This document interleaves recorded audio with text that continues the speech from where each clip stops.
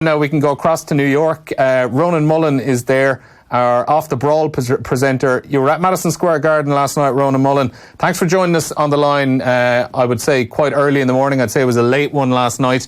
But a victory for Katie Taylor. It was contentious, I would say. A lot of people are saying it was split 50-50 down the middle. Some even saying Persoon won. What was your own take on it? Yeah, it was a really incredible night at Madison Square Garden. Like Katie's own drama was up there with the main event, and it was a weird fight because Persoon, although she closed the stronger, it felt like Katie had enough credit in the bank from early in the fight to maybe coast to the end of the fight. But Persoon in those last closing rounds came on so strong, and maybe Katie was wilting ever so slightly. So I can see the point of view that maybe people favour Persoon's work rate and aggression, but Katie's cleaner work throughout. In those early rounds, the judges are always likely to favour the person who's getting the cleaner shots off, and that was Katie for the most part. And while Persoon was relentless, I think Taylor was probably her boxing acumen which won out on the night. Yeah, it was certainly her toughest fight to date. What was it about Persoon that made her so difficult for Taylor? Yeah, Persoon, she's so unorthodox. It's something that most of us flagged up in the build-up to the fight that I think it was showcased in round one, where she leapt forward with this left hook that was of no textbook note whatsoever. She just her balance was off, and it took Katie a little bit by surprise. And a fighter, when they're so reliant on timing and accuracy, such as Taylor, to have someone who's almost a novice in the way they approach things, it can be a little bit off-putting. And I think that was it. It was more rhythm, and then the pace at which Persoon set, it was just a little bit tricky for Katie to adapt to. And it's a point which Katie made to us when she spoke to us before the fight, that like girls throughout Katie's career have always figured that this slick boxer, she doesn't like to be roughed up on the inside. And Katie, almost to a detriment, is trying to disprove that point by probably staying in the inside a little bit too long, trying to trade. And while she's well capable of doing it, her best success comes when she gets up on her toes and boxes at distance. And it was rather that element which would have won her the fight last night, rather than the inside exchanges which Persoon probably shaded. So you think there's almost like a little bit of stubbornness on her part, that she's almost kind of not so much playing to her weaknesses, but not playing to her strengths, just to prove that she's good enough to do the other things as well? Yeah, exactly. And I know, given that the pro distance is so different to the amateur game, like the marathon versus a sprint, it's probably not feasible to be up on your toes and boxing at distance. You have to bite down in your gum shield at times and exchange. But sometimes Katie, she likes to, if she takes a shot, she wants to give two back and sort of stay in the trenches. And it was trench warfare throughout. You could see the scars of battle on both faces after the fight. Not all, legal stuff. There was a lot of head clashes and rabbit punches from Persoon, and the referee on another night could have taken a point off Persoon, and that probably would have cleared things up a little bit as far as the scorecards were concerned. But there was certainly an element of jeopardy heading into this fight that probably hadn't been present in some of Taylor's earlier professional fights. Persoon, hasn't lost in 9 years, champion for 5 of those. And there's a lot to be said for the habit of winning. There's fighters that go in there probably thinking they've already lost, whereas Persoon, she's just not used to losing. So she was probably refusing to be denied almost in the fight last night. And you could see by her reaction after the scorecards were read out that she probably thought she edged it. There was an element of intrigue, especially in the crowd. It's a rare thing in boxing where you're just not sure who won. And as I said, the feeling on press row was that possibly a draw, but it could have gone either way. And I think a rematch is probably the fairest thing to do. Whether that is borne out remains to be seen.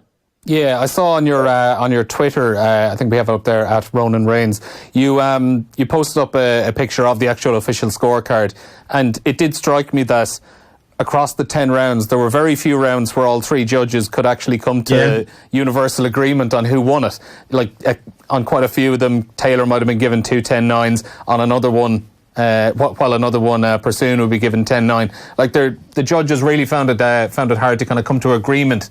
And even though 2 of them eventually had 96-94 together, they came together in very different ways.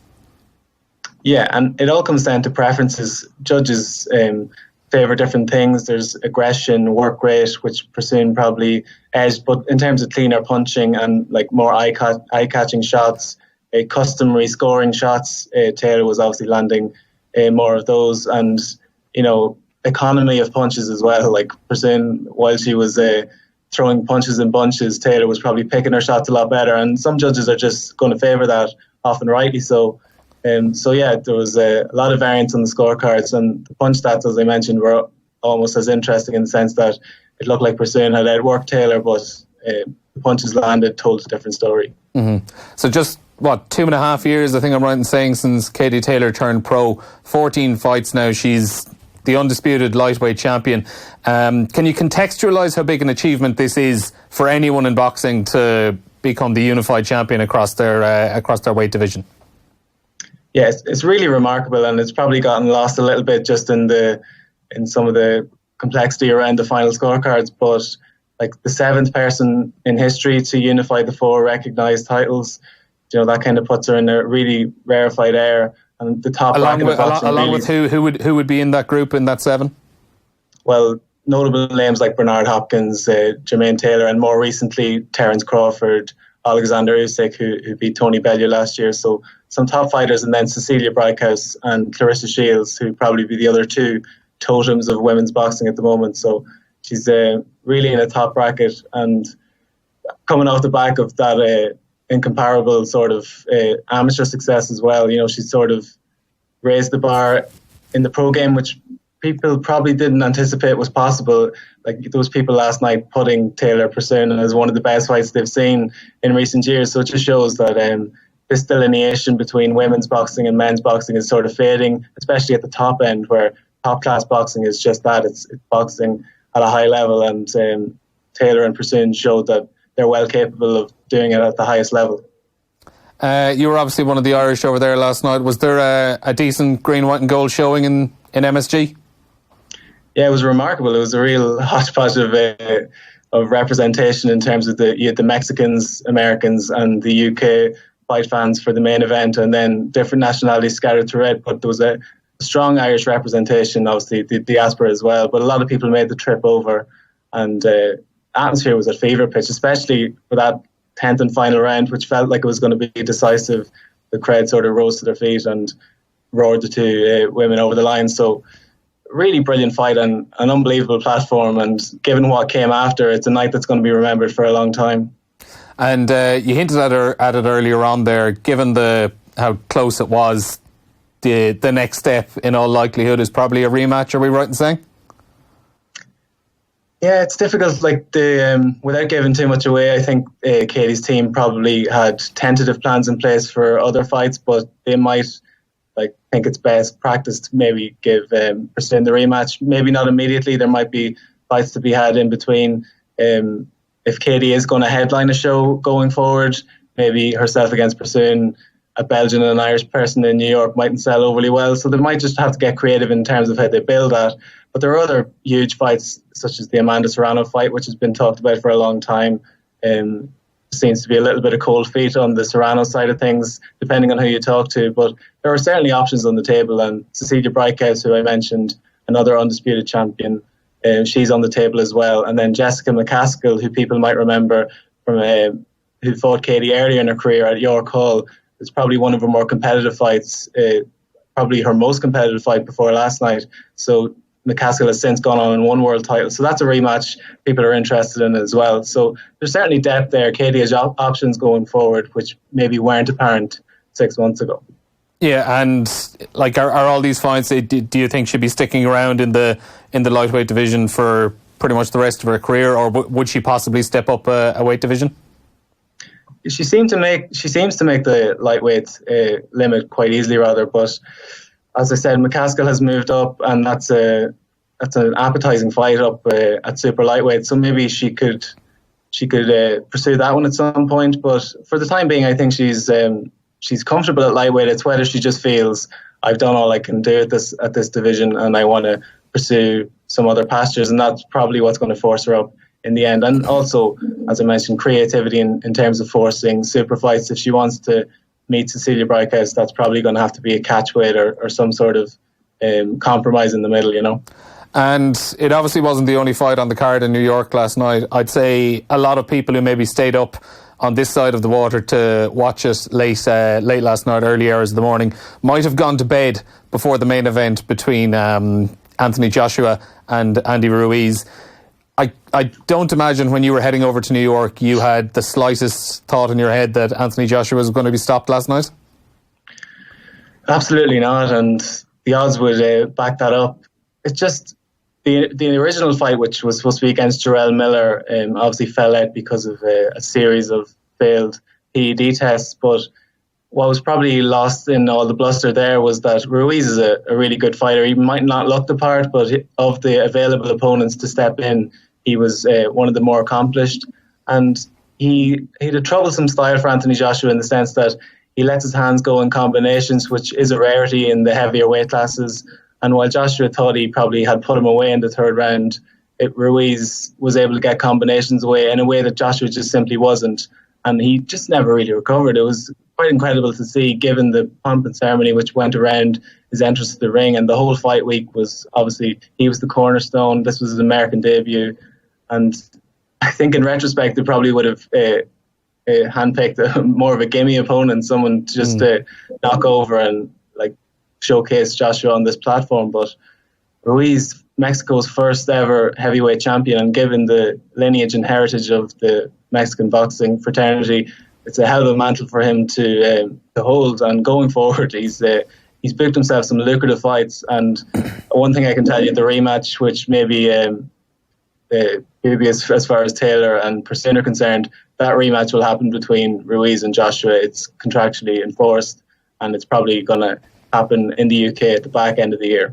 Yeah, and if and when it does happen, I'm sure Anthony Joshua is not going to be as friendly and as kind to Andy Ruiz as he had been in the pre-fight press conferences during last week, even allowing Ruiz to pose in front of cameras with the belts. I mean, I was looking at that at the time going, geez, is there a bit of cockiness creeping in there? Was there any sense that Anthony Joshua just got complacent when he kind of saw the opponent and, Ruiz, he doesn't look the most athletic. He's carrying an extra few pounds that, the average finely tuned athlete would. Do you think there was just a lot of complacency set in? Yeah, and the external factors of his first fight on foreign soil, wanting to make an impression, he probably overthought things a little bit and maybe didn't give enough credence to the actual opponent in front of him. And it's easy to dismiss Andy Ruiz if you see him. He's not what the athlete of the day is pedestaled as, but he can really fight. And Joshua, when boxing at distance, if he had just stayed at distance and used his superior height and reach, he probably would have won out pretty easy. But he just got a little bit over ambitious on the inside, shortened the distance, and that allowed Ruiz to get his shots off inside, and that was all she wrote. Just a really incredible finish, and really took the air out of the balloon in Madison Square Garden before the Mexicans rose up and celebrated. So just an unbelievable night from top to bottom. There was some other contention elsewhere in the card, but certainly Taylor and Joshua was the headline news. Yeah. And just finally, before I let you go, obviously a massive shock.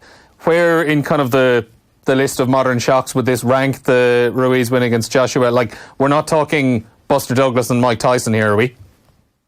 No, it's not. It's not quite on that level. Just the odds makers would suggest so, but there's it's right up there. Like it's seismic shock, and given what was on the table, and fights with Deontay Wilder and Tyson Fury have been they've been hovering around them for a while, trying to build them, and the jeopardy with that is always heavyweight boxing. Anything can happen, and anything did happen last night. So Joshua will just be keen to avenge his losses. We've seen Vladimir Klitschko take losses and get them back.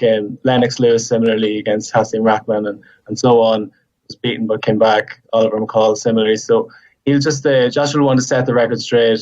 It's no disgrace to show some fallibility in heavyweight boxing, but he'll just want to come back and show that he still can mix it with the big boys, and hopefully those lucrative fights with the two guys I mentioned aren't gone quite yet.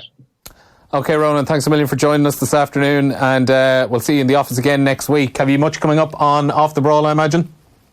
Well, we'll be reacting to that because we previewed Taylor and Persoon and Ruiz Joshua as sort of takeover jobs or customary wins for the favourites, but we've a lot to get our teeth stuck into see where it all went wrong for Joshua and the build up to hopefully a Taylor Persoon rematch. Okay, and what day can people see that on our social channels? That'll be Wednesday night. Wednesday night, okay, we'll mark that in. Ronan, thanks a million. We'll see you again next week. Ronan Mullen there on the line live from New York after Katie Taylor's world title win last night, unifying the lightweight division, adding the WBC belt and the Ring Magazine belt as well to her WBO, WBA and IBF world titles.